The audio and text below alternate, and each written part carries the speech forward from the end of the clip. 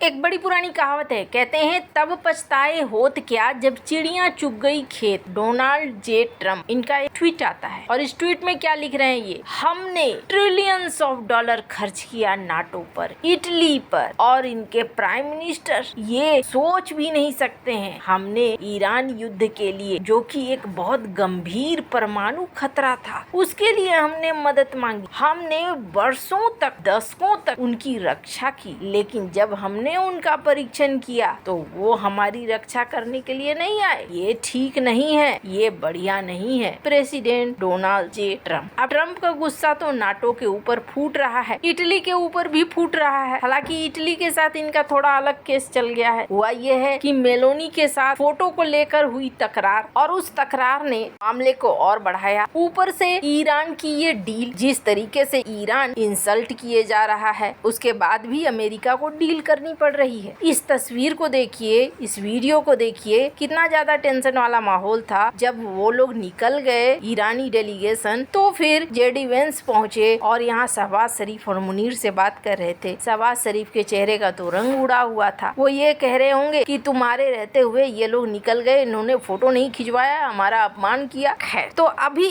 Donald Trump को इस पूरे डील के बाद एक चीज समझ में आ रही है कि उनके दोस्तों ने उनका साथ नहीं, लेकिन डोनाल्ड ट्रंप को ये चीज समझ में नहीं आ रही है कि डोनाल्ड ट्रंप ने अपने दोस्तों को खुद से दूर कर, इन्हीं यूरोपीय लीडर्स को, इन्हीं नाटो के मेंबर्स को अपने ही जगह पे बुलाकर चेयर में बॉस की तरह बैठकर इन्होंने सबको नीचा सा किया। और आज के समय में वो उन्हें ही दोष दे रहे हैं कि भाई तुम लोग हमारा साथ देने नहीं आए। एक नया ग्रुप बनता दिख रहा है। अब मैं ऐसा क्यों कह रही हूँ, जेडी वेंस के इस वीडियो को देखिए। जेडी वेंस का कहना है कि प्रेसिडेंट ट्रंप ने अब यूएस ईरान डील के बाद नए पतों को उगाया है, यानी अब ईरान और अमेरिका के बीच में रिलेशनशिप अलग हो सकते हैं, और हो सकता है कि दोनों ही एक दूसरे के साथ जो भी समस्याएं हैं उन समस्याओं को दूर कर लें। चलो, एक चीज तो समझ में आ गई, डोनाल्ड ट्रंप या अभी का जो उनका प्रशासन है, इनको लेकर कहा नहीं जा सकता है ये कब किसका साथ दें और किसका साथ न दें, कब किसके लिए साथ मांगने के लिए उतर आए। अब ऐसे में कुछ देश हैं जो परेशान होने शुरू हो चुके हैं, जिनमें से खास करके वो देश हैं जो अमेरिका के सहयोगी रहे, जैसे साउथ कोरिया, जैसे जापान। ये वो देश हैं जिनको टेंशन होनी शुरू हो चुकी है। ये देश अपने लिए रास्ता भी ढूंढ रहे हैं। वहीं दूसरी तरफ भारत के सामने भी ये क्लियर हो चुका है कि अमेरिका के ऊपर न तो आप आर्थिक तौर पर भरोसा कर सकते हो, न डिफेंस के तौर पर भरोसा कर सकते। हालांकि भारत काफी समय से भरोसा करता भी नहीं रहा है। भारत ने लगातार अपने आप को मजबूत करने पर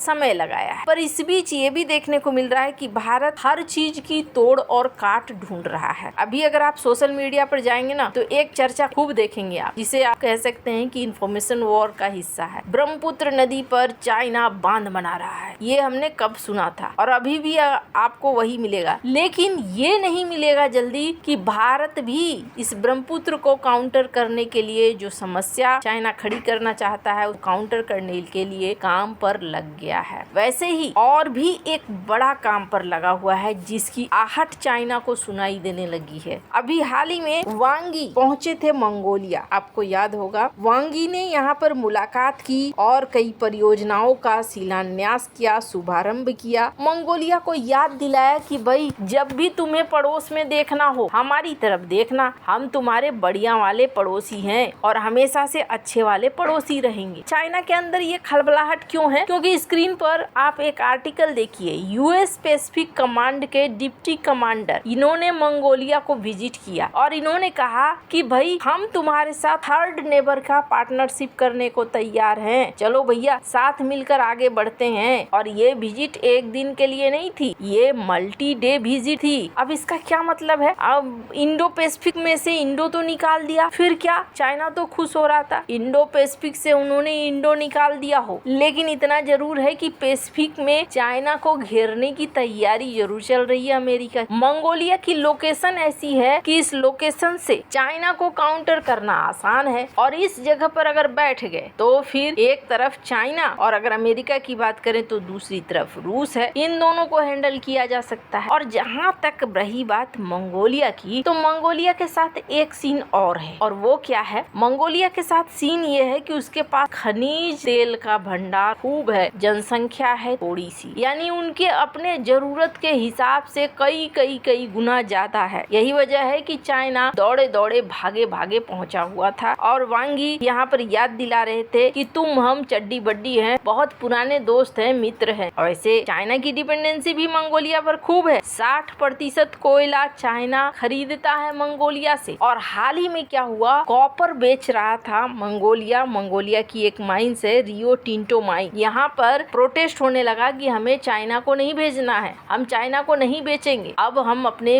रेयर अर्थ मिनरल्स को चाइना को नहीं बेच। तो यहाँ पर ये देखने को मिला कि चाइना इसी हड़बड़ाहट में पहुंचा कि रिश्ते को नॉर्मल कर ले, क्योंकि यहाँ पर बहुत लोग घुसने लगे हैं। अब इस बीच डॉक्टर एस जयशंकर भी उतरे हैं। स्क्रीन पर आप कुछ तस्वीरें देख रहे हैं जहाँ डॉक्टर एस जयशंकर का अच्छा खासा स्वागत हुआ है। और इस स्वागत के बाद डॉक्टर एस जयशंकर की मुलाकातें शुरू हुई है। इस मुलाकात के बाद वो साउथ कोरिया भी जाएंगे। अब सबसे बड़ी चीज क्या है, इन दोनों देशों के साथ भारत के रिश्ते मजबूत करने से, जैसा मैंने कहा, पहली बात तो ये रेयर अर्थ और खनन में भारत को बड़ी मदद मिलने वाली है। मंगोलिया के पास विशाल खनिज संसाधन है, रेयर अर्थ एलिमेंट्स हैं, कॉपर है, यूरेनियम है, कोयला है, मोलिब्डेनियम है। वहीं मंगोलिया पास यूरेनियम के भी अच्छे भंडार हैं। अभी हाल ही में जब मंगोलिया के प्रेसिडेंट भारत आए थे तो अक्षरधाम मंदिर गए थे और वहाँ उन्होंने पूजा अर्चना भी की थी। भारत ने भी महात्मा बौद्ध के अवशेषों को भेजा था और ये संबंधों को बढ़ाने का तरीका है। अब सबसे बड़ी चीज ये है कि यहाँ के बाद दक्षिण कोरिया भी जाएंगे। दक्षिण कोरिया जाने का मकसद क्या है, भारत का आर्थिक तौर पर भी फोकस है और सामरिक तौर पर। आर्थिक में सेमीकंडक्टर का सहयोग, जहाज निर्माण, रक्षा उद्योग, बैटरी, ईवी और चाइना पर निर्भरता कम करने के लिए इंडो पैसिफिक में साझेदारी है। भारत चाहता है सैमसंग, हुंडई और कई अन्य कोरियाई कंपनियां भारत में पैसे लगाएं, हाईटेक मैन्युफैक्चरिंग बढ़ाएं। मंगोलिया की बात करें, मंगोलिया और चाइना के बीच में व्यापार तो होता है लेकिन संबंध उतने भी अच्छे नहीं हैं। वैसे आपको बता दूं, अभी एक